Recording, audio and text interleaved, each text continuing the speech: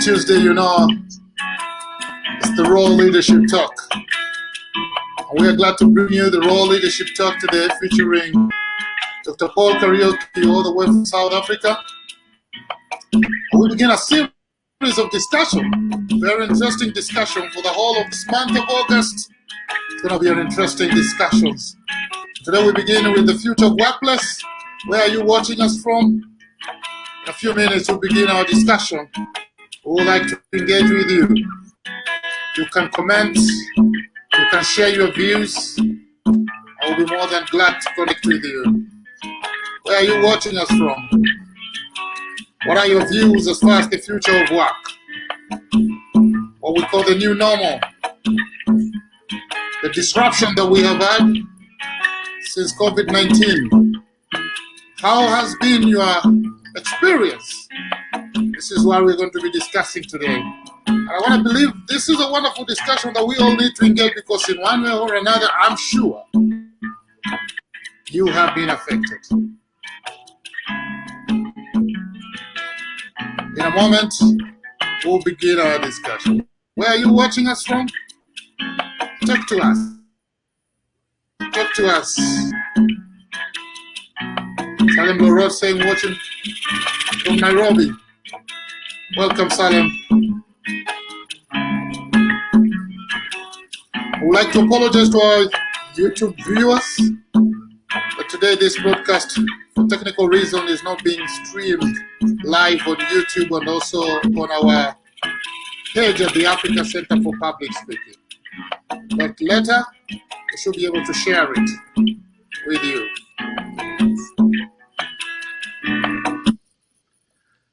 Dr. Paul, how are you?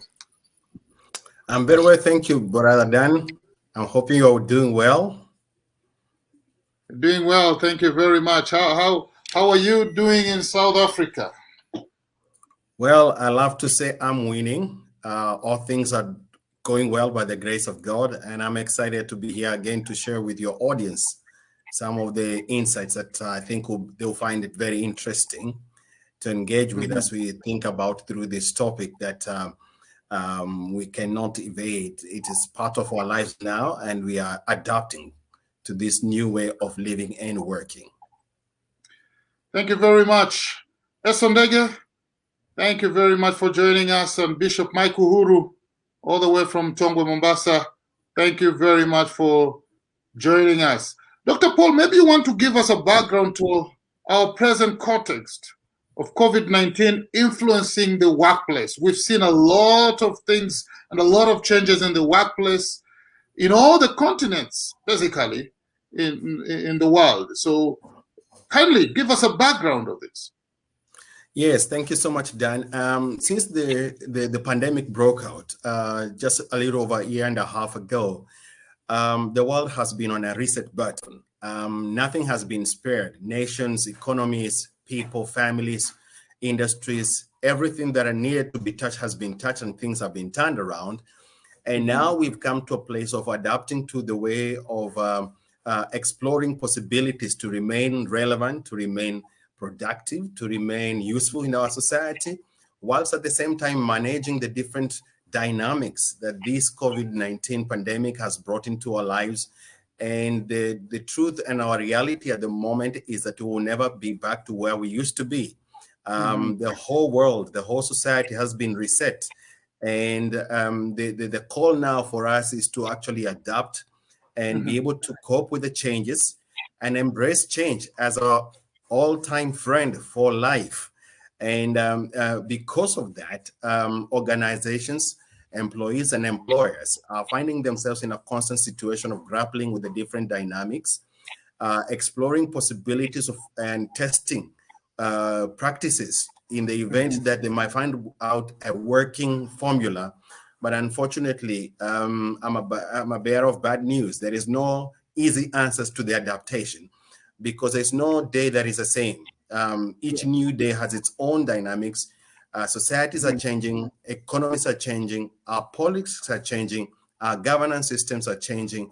Organizations are being forced to look into new ways of remaining afloat and new ways of keeping their workforce excited about their work and still produce at the higher level as they were always expected before COVID. And I think what COVID has done in one sentence is reset. What COVID has done in one sentence is reset. You get it right there, that COVID has completely reset things in this world, and things are no longer going to be the same again. We will have to adapt. But definitely there are impacts to this, Dr. Paul. What would you say are the impacts of remote working to employees and employers? Well, there have been different impacts or levels of influence on employees and employers alike, as both parties adapt to the different circumstances that the organizations have found themselves in. And I would like to start first with the employers. The first and the most effective thing that has happened for most employers across the nations of the earth is exploring possible ways of remaining relevant and staying connected with your employees and ensuring that their productivity, as much as the circumstances may force the productivities to be affected, the headache of most leaders, organization leaders, is to ensure that their workforce remains active, productive, and in health. And so the implication has been organizations had to adjust different policies to ensure that they're COVID compliant, number one, and secondly, that the health of their workforce, which is really the heart of their survival, remains a priority on a constant basis. And therefore, it has necessitated organizations to reorganize their own policy systems, to relook into their practices, and even more so to allow technology, the use of technology, to influence their way they function. And on the employees part of it, of course, it has been shock and more often anxiety, because tomorrow is never certain. As organizations try to remain relevant, to remain afloat, and to remain productive, leaders are constantly looking at, as you know, in organizations, it's always the bottom line. How do organizations minimize costs of operation to remain profitable, whether it's in business or in service sector or civil society, whichever the way the case may be? The implication of containing costs of operations to remain afloat and relevant have become an issue that has to be relooked at on an ongoing basis. Sadly, some of the situations in most organizations have actually necessitated for people to be laid off, because organizations could not remain relevant and afloat, and that has created a lot of anxiety among employees. Whereas that every day is like you might get a note, you might get a letter, especially there's a lot of uncertainty with us. Exactly. And especially in those organizations where communication channels are not open, and employees are not fully engaged in organizational processes and policies, and such that it's almost everyone is shooting in the dark, just waiting for this big man, the manager or the CEO or whoever the persons may be, to unleash a statement that can send you on a deathbed. And so constant implications of COVID-19 on employees has been managing their own mental health in the first place, to stay positive, to stay productive. But the other side is also to manage their meager resources now with other factors that are beyond their control, like inflation costs, like the cost of living, like politics in their region or in their country that do affect also the way economies perform. Those factors are beyond employees' control, but they do affect them directly. An increase, for example, on value-added tax like VAT on the products does affect employees directly, and it does complicate their adaptability. And so the implications for both employers and employees have been real. It's not a myth. And issues have been about how do both parties find each other to navigate these dynamics that are very complex, and there's no straight answer to their questions. I'm talking about mental health, Paul, which you have touched on. the challenges that you see. What are your views about the challenges of remote working, especially of employees working from home? What do you think are some of the challenges that have been, especially the impact of mental health? Definitely, there have been, as you know, as it began, as the pandemic really started unfolding, and almost everyone was in a frenzy trying to understand what is this thing about, where did it come from, and all those kind of questions.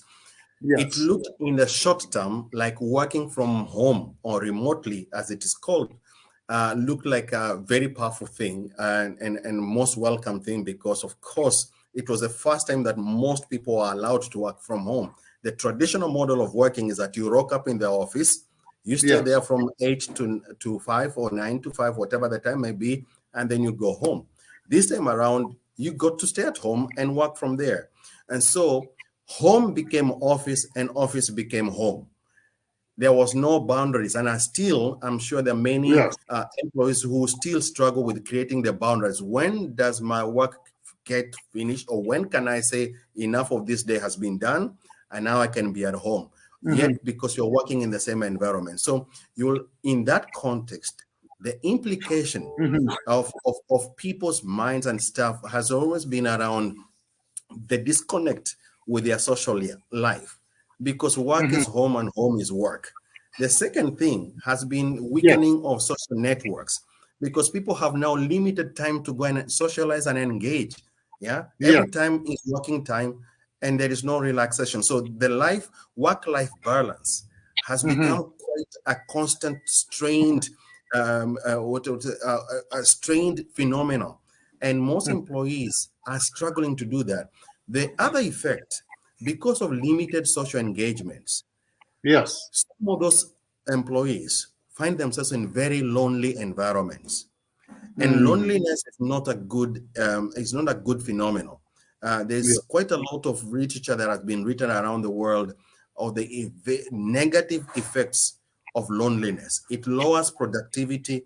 It creates conditions that affect people's health, like depression, insomnia, and other related psychological issues. And at the same time, also, it creates people to feel the world they are the only one carrying or bearing the burden of what they are experiencing. So some of the effects of remote working have been actually adversarial to people. I can connect with that, because I'm just thinking people who are single and they have to just wake up and switch on the computer, work remotely from 8 to 5, and then now they have to relax, maybe fix a meal. They don't connect with anybody, and that can really bring negative impacts on them. Benjamin Mutugi says, watching from Mombasa. Vincent Ochembo, watching from Mombasa and sharing there, says, Dr. Paul is on point in this discourse. Important pointers shared right there. Dr. Paul, how can organizations then create robust and productive operating model for hybrid model as far as this kind of situation